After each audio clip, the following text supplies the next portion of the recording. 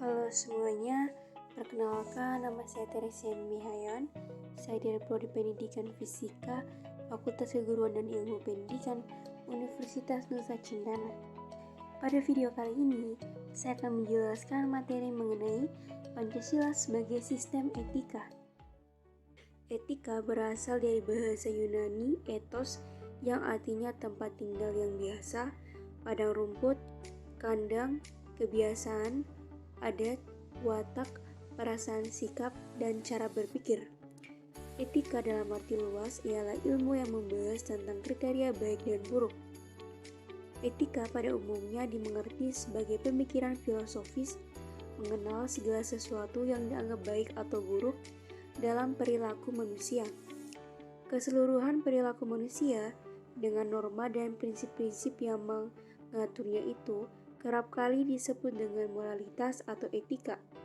Ada beberapa aliran etika yang dikenal dalam bidang filsafat, meliputi etika keutamaan, etika teologis, etika deontologis. Etika keutamaan atau etika kebijakan adalah teori yang mempelajari keutamaan atau virtu, artinya mempelajari tentang perbuatan manusia itu baik atau buruk.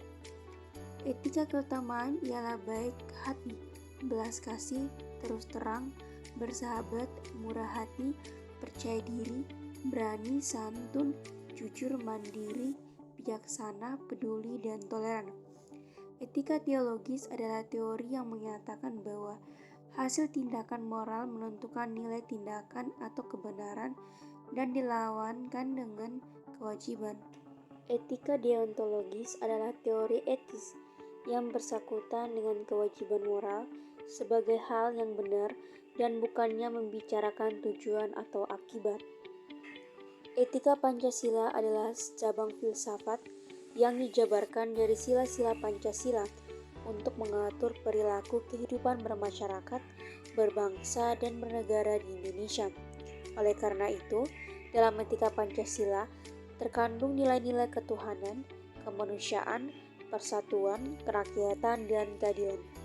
Sila ketuhanan mengandung dimensi moral berupa nilai spiritualitas yang mendekatkan diri kepada Yang Pencipta. Sila kemanusiaan mengandung dimensi humanis, artinya menjadikan manusia lebih manusiawi, yaitu upaya meningkatkan kualitas kemanusiaan dalam pergaulan antara sesama. Sila persatuan mengandung dimensi nilai solidaritas, rasa kebersamaan, cinta tanah air.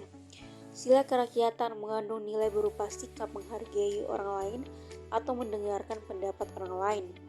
Sila keadilan mengandung dimensi nilai bahwa peduli atas nasib orang lain, kesediaan membantu kesulitan orang lain. Alasan diperlukannya Pancasila sebagai sistem etika itu yang pertama, dekadensi moral yang rendah melanda kehidupan masyarakat, terutama generasi muda, sehingga membahayakan keberlangsungan hidup bernegara. Contohnya, penyalahgunaan narkoba, kebebasan tanpa batas, rendahnya rasa hormat kepada orang tua, menipisnya rasa kejujuran, tawuran antar pelajar. Yang kedua, korupsi akan merajalela karena para penyelenggara negara tidak memiliki rambu-rambu normatif dalam menjalankan tugasnya. Ketiga, kurangnya rasa perlu berkontribusi dalam pembangunan melalui pembayaran pajak. Hal tersebut terlihat dari kepatuhan pajak yang masih rendah, padahal peranan pajak dari tahun ke tahun semakin meningkat dalam membiayai APBN. Yang keempat, pelanggaran hak-hak asasi manusia dalam kehidupan bernegara di Indonesia ditandai dengan melemahnya penghargaan terhadap hak pihak lain. Contohnya seperti penganiayaan terhadap pembantu rumah tangga pada lantaran anak-anak yatim piatu oleh pihak-pihak yang seharusnya melindungi, kekerasan dalam rumah tangga, dan lain-lain. Yang kelima, kerusakan lingkungan yang berdampak terhadap berbagai aspek kehidupan manusia seperti kesehatan, kelancaran penerbangan, nasib generasi yang akan datang, global warming, perubahan cuaca, dan lain-lain. Contoh yang paling jelas adalah pembakaran hutan di Riau sehingga menimbulkan kabut asap. Menggali sumber histori sosiologis politis tentang Pancasila sebagai sistem etika. Yang pertama, sumber historis. Pada zaman Orde Lama, Pancasila sebagai sistem etika masih berbentuk sebagai filosofis Grundslag atau Weltanschauung. Artinya, nilai-nilai Pancasila belum ditegaskan ke dalam sistem etika, tetapi nilai-nilai moral telah terdapat pandangan hidup masyarakat. Masyarakat dalam masa Orde Lama telah mengenal nilai kemandirian bangsa yang oleh Presiden Soekarno disebut dengan istilah berdikari atau berdiri di atas kaki sendiri. Pada zaman Orde Baru, Pancasila sebagai sistem etika disosialisasikan melalui penataran 4P dan institusionalkan dalam wadah BP7. Ada banyak butir Pancasila yang dijabarkan dari kelima Pancasila sebagai hasil temuan dari para peneliti BP7.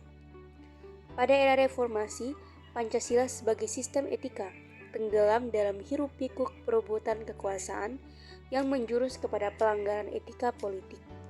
Salah satu bentuk pelanggaran etika politik adalah abuse of power, baik oleh penyelenggara negara di legislatif, eksekutif, maupun yudikatif.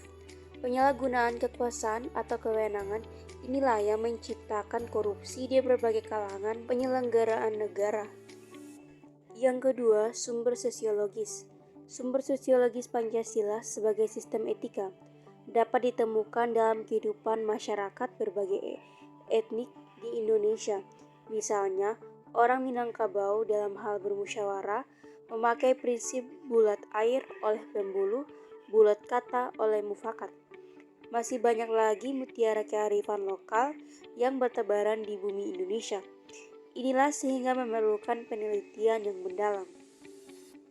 Yang ketiga, sumber politis. Sumber politis Pancasila sebagai sistem etika terdapat dalam norma-norma dasar atau ground norm sebagai sumber penyusun berbagai peraturan perundang-undangan di Indonesia. Hans Kelsen mengatakan bahwa teori hukum itu suatu norma yang berbentuk piramida. Norma yang lebih rendah memperoleh kekuatannya dari suatu norma yang lebih tinggi. Semakin tinggi suatu norma akan semakin abstrak sifatnya, dan sebaliknya, semakin rendah kedudukannya akan semakin konkret norma tersebut. Pancasila sebagai sistem etika merupakan norma tertinggi atau ground norm yang sifatnya abstrak, sedangkan perundang-undangan merupakan norma yang ada di bawahnya bersifat konkret. Etika politik mengatur masalah perilaku politikus berhubungan juga dengan praktik institusi sosial, hukum, komunitas, struktur-struktur sosial, politik, ekonomi. Etika politik memiliki 3 dimensi, yaitu tujuan, sarana, dan aksi politik itu sendiri, kebebasan dan keadilan. Dimensi sarana memungkinkan pencapaian tujuan yang meliputi sistem dan prinsip-prinsip dasar pengorganisasian, praktik penyelenggaraan negara, dan yang mendasari institusi sosial. Dimensi aksi politik berkaitan dengan perilaku pemegang peran sebagai pihak yang menentukan rasionalitas politik. Sekian materi yang dapat saya sampaikan, semoga bermanfaat untuk kita semua, dan terima kasih telah menonton.